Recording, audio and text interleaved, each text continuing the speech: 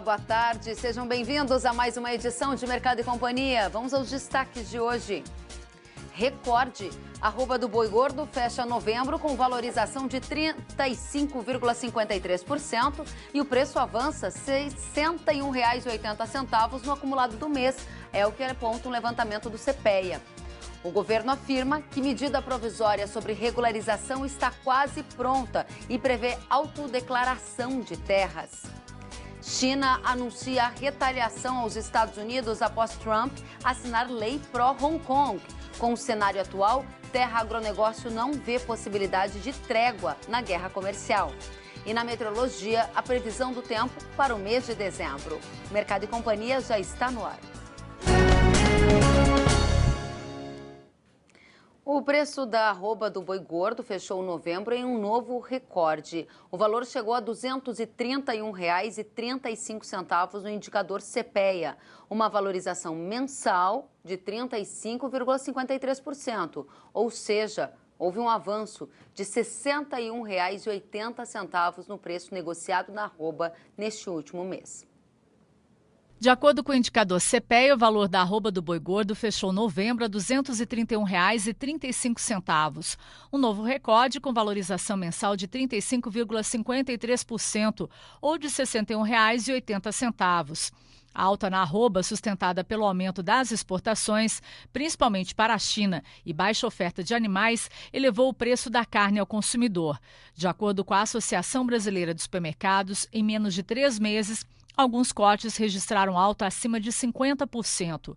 Diante deste cenário, o presidente Jair Bolsonaro declarou no último fim de semana que não pode tabelar o preço da carne, mas acredita que o valor vai diminuir daqui a um tempo. Eu não posso tabelar e inventar, não vai dar certo. Mas a carne, aqui internamente, daqui a um tempo, acho que vai diminuir o preço. É a lei da oferta e da procura, declarou. O presidente dos Estados Unidos, Donald Trump, assinou na última semana a legislação do Congresso que apoia a onda de manifestações iniciadas há cerca de 6 meses em Hong Kong. E analistas temem que a decisão prejudique o andamento das discussões entre Washington e Pequim. O governo chinês chegou a criticar a postura de Trump em relação a Hong Kong. E hoje, o jornal O Valor Econômico citou informações do jornal Financial Times, em que diz que o governo da China determinou a suspensão de visitas de navios e aeronaves militares dos Estados Unidos a Hong Kong, em retaliação à assinatura da lei em apoio aos protestos pró-democracia na cidade pelo presidente americano Donald Trump. Vamos analisar o impacto disso para o agro do Brasil em uma entrevista agora com Enio Fernandes, analista de mercado. Boa tarde, Enio, seja muito bem-vindo. Boa tarde, Kelly. É sempre um prazer falar com você. Muito obrigada pela companhia e diga pra gente, a China anunciou retaliação aos Estados Unidos depois de Trump assinar a lei pró-Hong Kong. Com este cenário, trégua na guerra comercial, nem pensar? Parece que não, a gente já era pouco cético, né? Nesse acordo, e a gente até acreditava que poderia ser um acordo minimalista, né, pegando só o agro. Mas no final do dia nem isso parece que vai sair, a gente deve virar o ano com essa questão em cima da mesa. Outro ponto, que ao virar o ano, chegou março, a gente tem uma safra brasileira chegando. A necessidade da China se adequar a algum acordo com os Estados Unidos diminui bastante, ou seja, o chinês vai continuar comprando nos Estados Unidos até chegar a safra brasileira, depois os olhos vão virar para a América do Sul. Isso significa que o produtor brasileiro deve contar com guerra comercial na hora de tomar sua decisão de fazer ou não um negócio agora, tendo a continuidade da guerra comercial, demanda pelos produtos do Brasil segue aquecida e o preço pago ao produtor pode ficar ainda melhor? Muito interessante essa pergunta e tem outros pontos sobre a mesa. Primeiro, a guerra comercial parece não vai ter fim no curto espaço de tempo. Isso favorece a comercialização do Brasil. Segundo ponto, agora, dia 25, o Fernandes assume a presidência na Argentina.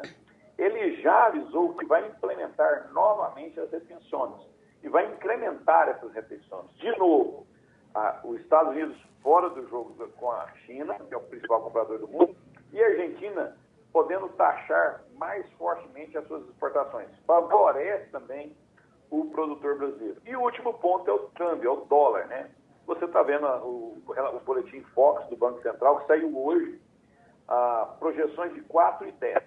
no final do ano. As consultorias que mais acertam, os top 5, falam em 4,20.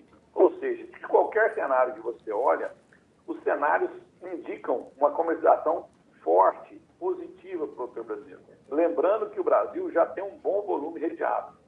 Tudo indica que nós vamos ter um ano de novo de boas margens para o produtor. Isso significa, na prática, que quem já fechou uma parte dos negócios deve incrementar e fechar um pouco mais, e quem não fechou nada é hora de aproveitar. Qual é a estratégia de negociação que deve ser adotada diante do cenário atual? O mundo muda constantemente, mas uma coisa que não muda é o seguinte: lucro, eu sempre repito, ponha no seu bolso. Os preços atuais dão boas margens para o ano que vem. Para quem não vendeu nada, você precisa garantir margem para o ano que vem. E eu travaria. Agora, se você já vendeu 50%, 60%, tranquilo, um pouco de calma, garanta a sua safra, veja se a sua produtividade vai ser boa ou não. Por que, Kelly?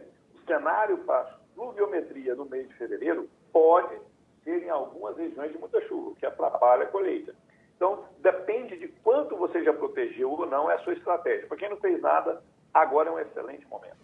O Rabobank, o maior banco de agronegócio do mundo, prevê incremento de demanda para 2020, fator que deve favorecer a alta nos preços pagos pelo café.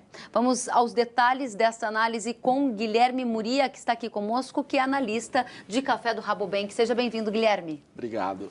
Guilherme, a gente veio de um cenário em que se falava de crise de preço, o produtor reclamando dos baixos cotações e, de repente, a onda mudou. Mudou por quê? E é uma onda sustentável de preços de agora em diante mais altos? Bom, primeiramente, boa tarde a todos. É importante a gente ilustrar bem o momento onde o mundo ele segue com uma demanda crescente por cafés. Segundo a nossa análise, uma média aí de 3,5 milhões de sacas ao ano são adicionadas, né, em termos de consumo. E, paralelamente a isso, a gente vem num momento que a oferta ela não andou muito bem. A gente teve Brasil produzindo menos por conta da sua bianualidade negativa de produção e outras regiões importantes de produtores de arábica também tiveram problemas. E isso resultou em um problema na oferta do produto. E aí, no próximo ciclo, que a gente prevê uma boa safra do Brasil, inclusive, os nossos competidores de arábica não vão muito bem.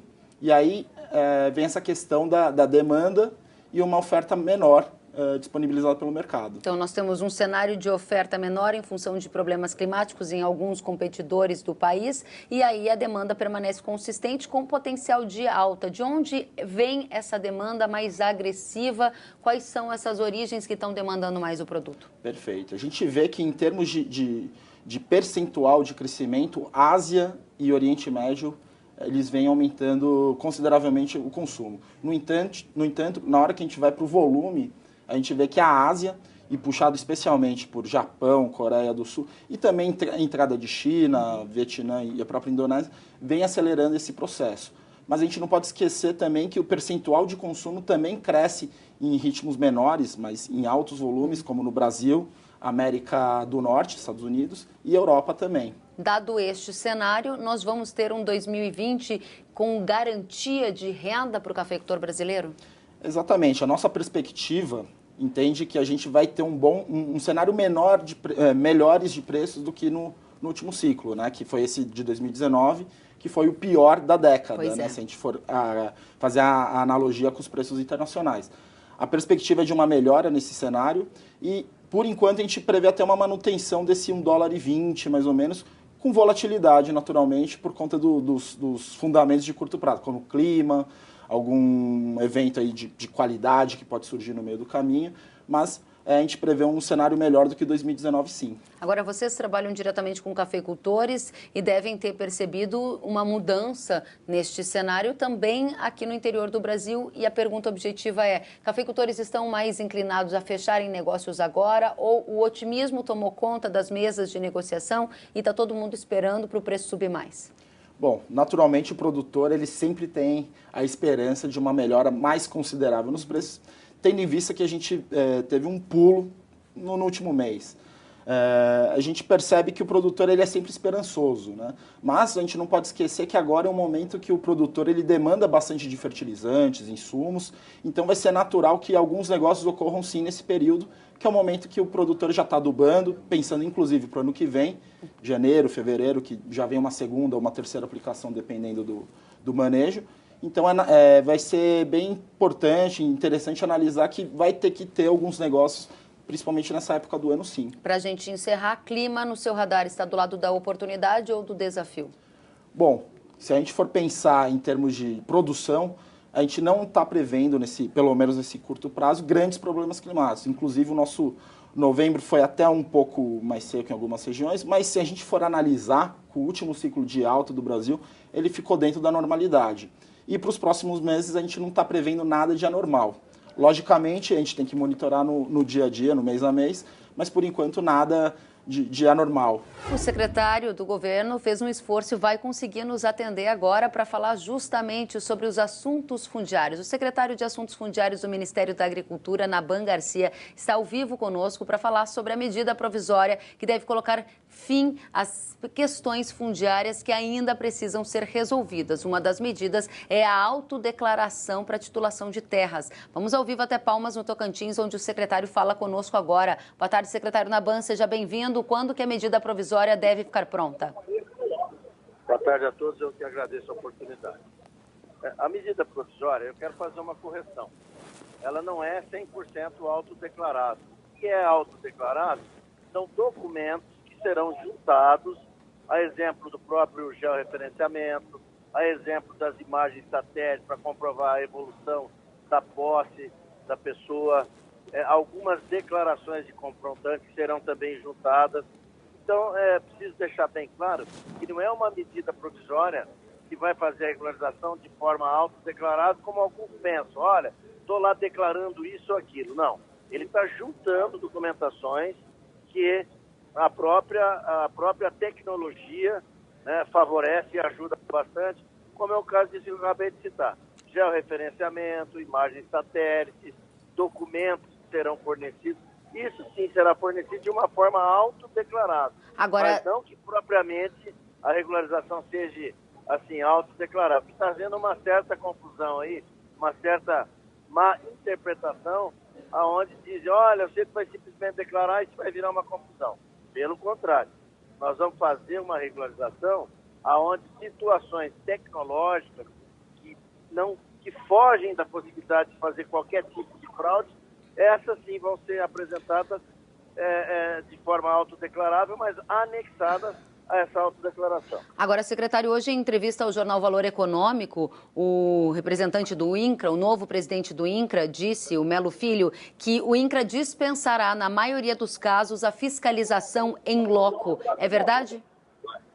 A fiscalização em loco, se nós formos fazer uma fiscalização em loco, só para você ter uma ideia, nos assentados da Reforma Agrária são 1.100.000 assentados que dependem ainda de título.